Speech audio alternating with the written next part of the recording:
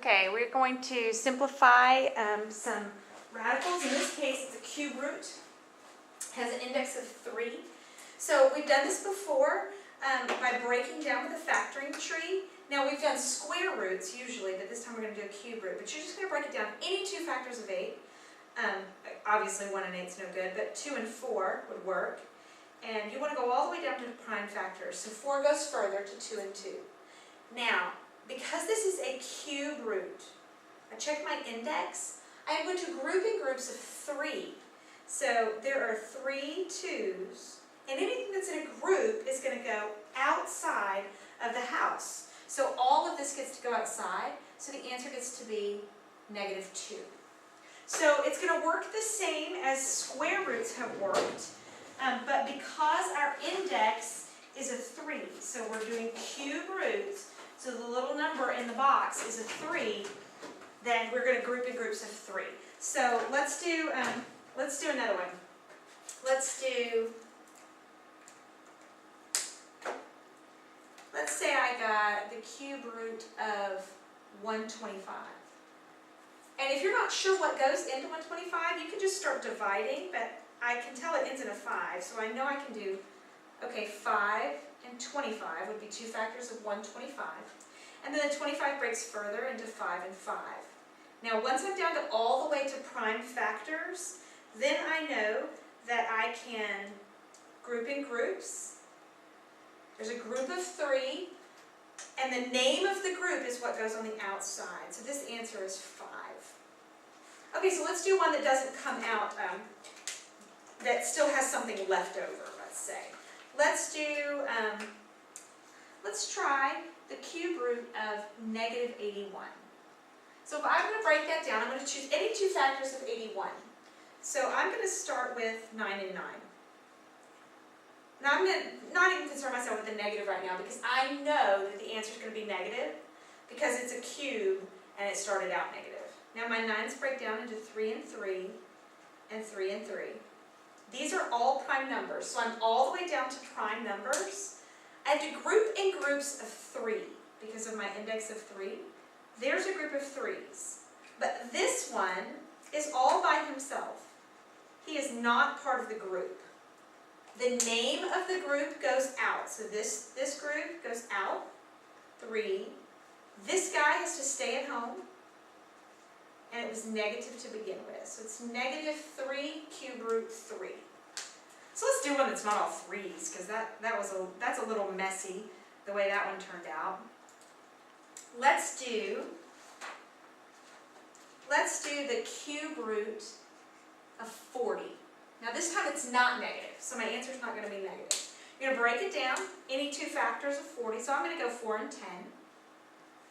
4 goes down to 2 and 2. 10 breaks down to 2 and 5. Now my index says I need to group in groups of 3. Well, there's a group of 3 2's right there. And this guy's by himself. When you're with a group of friends, you go out of the town. So it's going to be 2 cube root. This guy is all by himself, so he will stay home. So that's 2 cube root of 5. Now, sometimes in order to make it just simpler to write, notation, they won't write it as a cube root, but instead they will write it as an exponent, a power of an exponent. So they might write, let me see, let's do a different one. Let's do 54. But instead of writing the cube root of 54, let's do -54. So they're going to write -54 to the 1/3 power. So they've got this little exponent of 1/3. Well, all you have to remember is that this bottom number goes in the crack. And you can rewrite it as 3, that's in the crack. So it's going to be the cube root of -54. And now let's just break that down. So any 2 factors of 54, I'll say 6 and 9. I'm not going to worry about the negative. I know it's a cube root that started negative, so it'll end negative. This will be 2 and 3. This will be 3 and 3. My index says this is a cube root, so I group in groups of 3. this guy's got to stay home. So it's going to be 3. The loner goes in the box, and it was negative to start with, so it's negative to end with.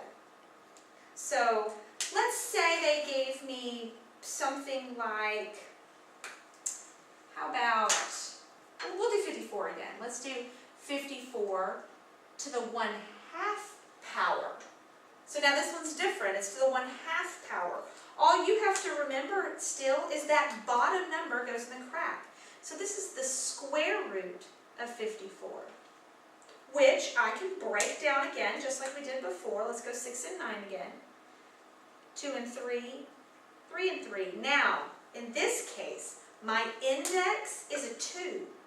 So I'm going to group in groups of 2. Well, there's a group of 2 things that are alike. These 2 can't be grouped together because they're not alike. These guys are loners. They stay home. Name of the group goes on the outside, so 3, square root. These guys are both staying home, but it's going to be 2 times 3, so it'll be 6. All right? So now, if we're going to do a square root, let's just say they give me a square root of a fraction. Let's say they said take the square root of, let me write that in marker so you can see it. Let's say they take the square root of 1/9. That's the same thing as square root of 1 over square root of 9. Those both happen to be perfect squares, which would give me 1/3. If they, let's try a square root of 8/16. In this case, I could simplify this first, or I could do square root 8 over square root 16, which gives me the square root of 8/4, because 16 is a perfect square. Now 8, it can be broken down, so we'll have to break it down. 2 and 4, 2 and 2. This is a square root. Now if there's not an index there, I know it's a square root. There's a group of 2's. This guy's by himself, so that's 2 square root 2. So that replaces this. So I actually have 2 square root 2/4, and the 2 and the 4 simplify. So you end up with your final answer being square root of 2/2.